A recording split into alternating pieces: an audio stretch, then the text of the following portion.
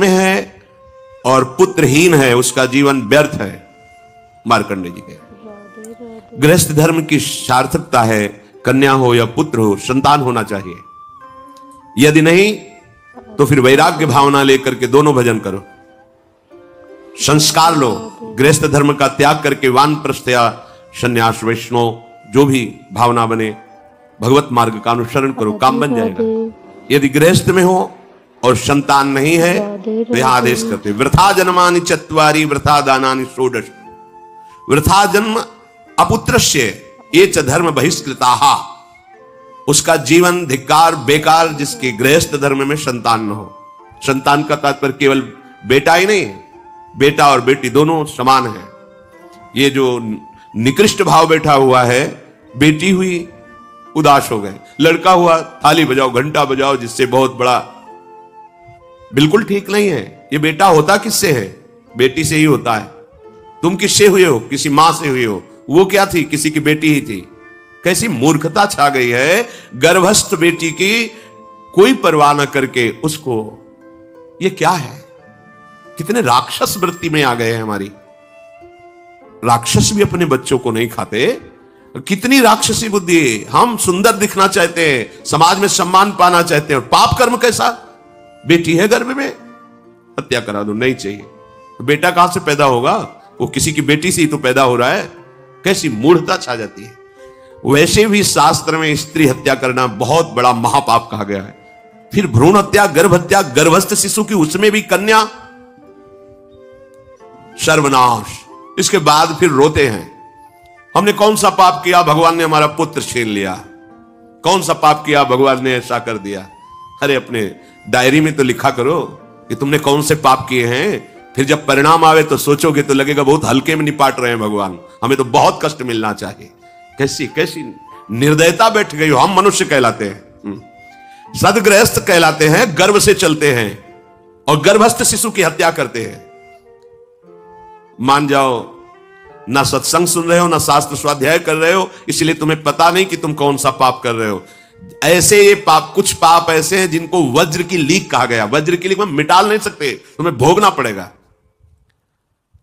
जो गृहस्थ है और संतान नहीं है, उस जीवन को सार्थक करने के लिए अपने गृहस्थ जीवन का त्याग करो, तीर्थ धाम कहीं वास की व्यवस्था करो और दोनों मिलकर भजन करो, अपने शरीर को पूरा करो, तो जीवन सार्थक हो जाएगा। अगर गृहस्थ है, संतान है, पढ़ाओ लिखाओ, उसको उसी योग्य करो जैसे तुम्हारे माता पिता ने किया है, तो तुम उस ऋण से मुक्त हो जाओगे। और फिर भी भजन करो, भजन ही तुम्हें भगवान की प्राप्ति कराएगा। दूसरा, जो अपने धर्म से भ्रष्ट हो चुका है उसका जीवन व्यर्थ है। आपका एक धर्म है, सबसे पहला धर्म है मनुष्य धर्म। मनुष्य का क्या कर्तव्य है? अपने प्राणों का भी बलिदान देकर दूसरे की रक्षा करना, और यहां अपने मन को सुख पहुंचाने के लिए दूसरे की हत्या कर देना। कैसा राक्षसी भाव वृत्तियों में आ गया। देखो, अगर कोई माता बहन एकांत मिल जाए तो बस राक्षस जैसे टूट पड़ते हैं, ऐसे स्वभाव, मार दो, जला दो, काट दो। बड़ी दुर्गति होगी, देख लेना, यहां भी होगी। छुपा के भी कर लो, तब कर्म प्रकाशित होगा जब तुम अपराध नहीं करोगे। अपराध नहीं करोगे तब वो अपराध तुम्हें फंसाएगा और जीवन भर रुलाएगा। मरने के बाद नर्क मिलेगा। नर्क माने बड़ी जेल है, वो बड़ी जेल, ये छोटी जेल है। जैसे बड़े अपराधियों को बड़ी जेलों में भेजा जाता है, तो विश्व ब्रह्मांड की सबसे बड़ी जेल और वहां के सबसे बड़े जेलर यमराज, वहां दंड मिलता है। आप ऐसा ना सोचिए कि ये सब गप है। गांव में जैसे बात करे तो लगता है गप है। जब जेल हो आते हैं ना तो कहते हैं, एक गांव में मिले थे, कहा था कि अगर रोज 5 जूता कोई गांव में हमें मारे तो हम उसे सह लेंगे, लेकिन दोबारा जेल जाने वाला आचरण नहीं करेंगे। दिखा रहे थे कि देखो कैसे कैसे कष्ट वहां के कैदी भी मारते हैं जो बहुत पुराने हो गए हैं, वो हमको अनुशासन में रखते हैं। ऐसा ऐसा कितना कष्ट।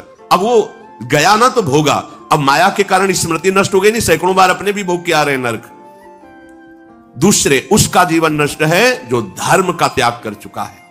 तुम पिता माता से प्रकट हुए, तुम्हारा धर्म है माता पिता की सेवा करना। वयोवृद्ध बेचारे माता पिता उठने बैठने में असमर्थ हैं, आप पैसे कमाने के लिए अपनी बहुली निकल गए, अब वो कष्ट भोग रहे हैं। ना उनको देखना है ना उनकी व्यवस्था करना है, मरने दो तो ठीक है। तुम्हें जब परिणाम आएगा तब तुम भी तो बनोगे ना वृद्ध, तब तुम्हें पता चलेगा। अवश्य में भोक्तव्यम कृतम कर्म शुभाशु। होश में, माता पिता सबसे पहले भगवान हैं। यदि आप गृहस्थ हैं तो अगर आप बाल्यावस्था से भगवान के मार्ग का अनुसरण कर रहे हैं तो फिर भगवान प्रणत कुटुंब पाल रघुराई, भगवान व्यवस्था कर देते हैं। वैराग्य मार्ग में लौटकर पीछे नहीं देखा जाता। हमारे भगवान के अवतार मानेंगे महाप्रभु चैतन्य देव, नवयुति विष्णु प्रियादि माता सची छोड़ के चल दिए। आद्य गुरु भगवान शंकराचार्य भगवान के अवतार मां केवल छोड़ के चल दिया। भगवान के मार्ग में यदि ऐसे चले तो भगवान संभाल लेते हो, परम पद मिलता है 21 पीढ़ियों को। मां तो बिल्कुल नजदीक है, 21 पीढ़ियों को भगवत प्राप्ति हो जाती है। और शब्द है प्रणत कुटुंब पाल रघुराई, भगवान स्वयं उसके परिवार का पोषण करते हैं। पर यदि गृहस्थ धर्म में हो और अपने माता पिता का त्याग कर दिया, उनकी सेवा नहीं करते, वो दुख भोग रहे, तो नरक यंत्रणा मिलेगी और जीते जी तुम उन्नति को प्राप्त नहीं हो सकते। तुम्हें भले उन्नति दिखाई देती हो, बाद में परिणाम देख लेना आप। तीसरा, जो दूसरों के भोजन छीनने की चेष्टा में रहता है, कैसे इसका धन अपहरण कर लें, कैसी जमीन अपहरण कर लें, कैसे इसकी अव्यवस्था पैदा कर दें इसके जीवन में, जो केवल अपने ही सुख को देखता है उसकी दुर्गति होती है। तीसरा, उसका जीवन व्यर्थ है। जो दूसरों के सुख का अपहरण करके सुखी होना चाहता है, सदैव केवल अपने सुख में डूबना, सोचना कैसे मैं सुखी हो जाऊं, अधर्माचरण करूं, छीन लूं, क्या करूं, कैसे करूं, उसका जीवन व्यर्थ है। और चौथा, जो आए हुए साधु महात्मा अतिथि का अनादर कर देता है, अपमान कर देता है, सारे सुकृत नष्ट हो जाते हैं। ये चार का जीवन बिल्कुल व्यर्थ हो जाता है। इनको असत जीवन कहा गया है, वृथा जीवन कहा गया है। ये चार दोष कभी हृदय में ना आने पावे। आरूढ़ पतिते दत्तो मन्यायोपहृतम चयत व्यर्थम तु पतिते दानम ब्राह्मणे तस्करे तथा। बहुत ध्यान देने योग्य बात।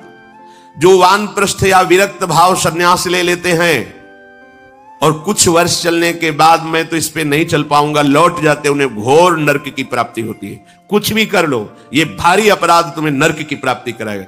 एक बार एक सन्यासी जी ने कहा था कि हमने गुरुजनों से सुना है कि यदि वचन से संकल्प ले ले कि बस अब कुछ महीने बाद हम संन्यास ले लेंगे और विरक्त होकर भगवान का भजन करेंगे, और यदि वो ऐसा नहीं करता तो उसे चंद्रायण व्रत रहना चाहिए, तब उस पाप से मुक्त होगा। चंद्रायण व्रत कहते हैं प्रतिपदा को 1 ग्रास, द्वितीया को 2 ग्रास और अमावस्या को 15 ग्रास, फिर नीचे घटाते चले जाओ 14, 13, 12, 11, ऐसे पूर्णिमा को पूर्ण को 1 महीने ऐसे उपवास रहने से हम संन्यास लेंगे। इस बात के अपराध का उसको संन्यास लिया नहीं, केवल घोषणा कर दी थी। और जो संन्यास ले लिया या वानप्रस्थ, वानप्रस्थ कहते हैं पत्नी के सहित विरक्त होकर भजन करना। गृहस्थ में थे, अब निर्णय कर लिया कि अब आजीवन हम ब्रह्मचर्य रहेंगे और भगवान का भजन करेंगे, धाम तीर्थ वन आदि में रहकर।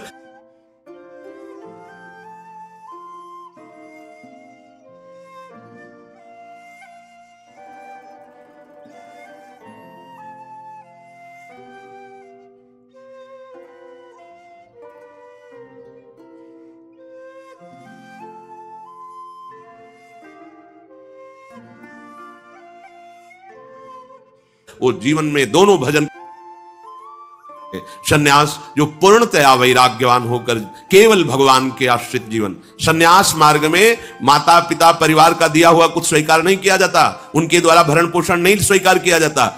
अगर स्वीकार करता है अपने धर्म से भ्रष्ट हो जाता है। ये मनमानी आचरण, न शास्त्र स्वाध्याय है न सत्संग में श्रद्धा है। मनमानी आचरण से अध्यात्म मार्ग प्रकाशित नहीं होता।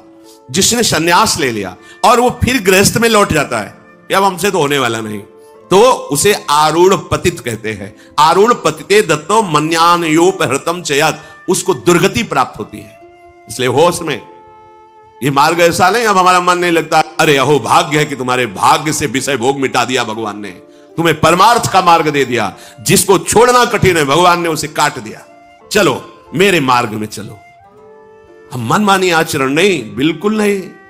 यहां शास्त्र आदेश करता है। ऐसे नहीं होना चाहिए कि 4 दिन हुए कपड़ा उतार दिया, कपड़े बदल लिए, 5वें दिन फिर उसी पोशाक में। तो जानते हो इससे क्या होगा? जीवन भर कुछ कर लो, दुर्गति प्राप्त होगी। तस्मात् शास्त्रम प्रमाणम ते कार्याकार्य, ये कानून है। कानून में फंस गए तो सजा निश्चित होगी। ये भागवतिक कानून, जैसे एक राजकीय कानून है, तो ये भागवतिक त्रिभुवन का कानून है। त्रिभुवन में कहीं यही कानून काम करेगा। अलग अलग देश का कानून है, लेकिन ये त्रिभुवन का कानून है, विश्व का कानून है, ये भगवदीय कानून है। अगर इसमें फंस गए तो निकलना मुश्किल हो जाएगा। बहुत शास्त्र के अनुसार चलो। तो जो वानप्रस्थ या संन्यास लेकर के पुनः गृहस्थ धर्म से युक्त हो जाता है, उसकी दुर्गति निश्चित हो जाती है। आप तुम वो कर ही नहीं पाओगे। जैसे कहते हैं अब मंत्र ले लिया, आप क्या जाने की जरूरत है, मंत्र प्रकाशित ही नहीं होगा, जप ही नहीं पाओगे। लिख के देख लो, ये शब्द लिख लो, मंत्र नहीं प्रकाशित होगा, जप ही नहीं पाओगे। खिलवाड़ है परमार्थ चलना। एक एक अक्षर में अगर त्रुटि हो जाती है तो छाती जलेगी।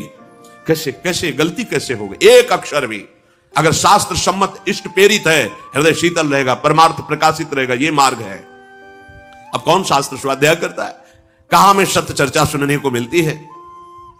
भगवत कृपा है जो सुनने को मिल रही, इसको हृदय में धारण करो। जो जीवन हमें भगवान ने दिया है, ये निंदनीय जीवन नहीं है, ये रोने वाला जीवन नहीं कि हाय हमें दूल्हा नहीं मिला, दुल्हन नहीं मिली, हाँ संसार के भोग नहीं मिले, परिवार बड़ी कृपा हुई जिस दलदल से हम नहीं निकल सकते थे, नहीं निकल पाए अनंत जन्मों से, आज हमारी लाडली ने फूल जैसा मुझे अलग कर दिया।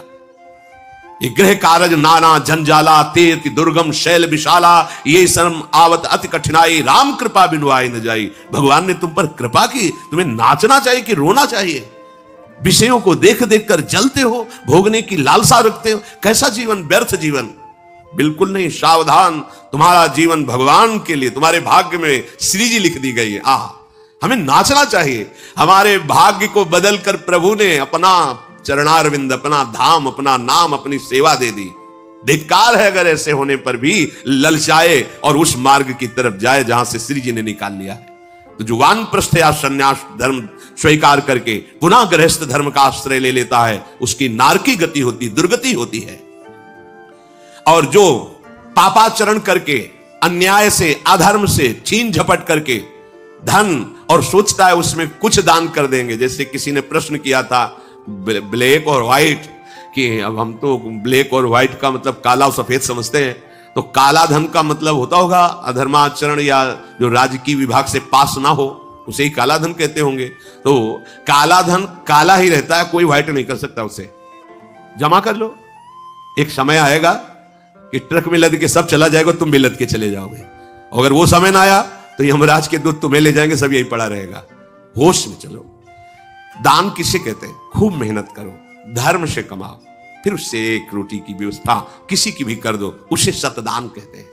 लाखों बेईमानी से कमाए, अधर्म आचरण से दूसरों को चूस चूस के ऐसा दुख दे कर फिर सोचा कि लाख में 10,000 दे देते हैं, व्हाइट हो जाएगा। व्हाइट नहीं हो जाएगा, ये और तुम्हारे ऊपर आक्रमण कराएगा, क्योंकि जिनको दे रहे उनकी भी बुद्धि तो भ्रष्ट होगी। तो तुम्हारा अधर्म बनाना, हाँ व्हाइट नहीं होगा, फाइट हो गया, मार पिटाई शुरू करवाएगा। वो ऐसे आचरण करवाएगा, जहां जाएगा वहां खोपड़ी फोड़ेगा, उसका परिणाम जब आपके आएगा तो आपकी खोपड़ी फूटेगी।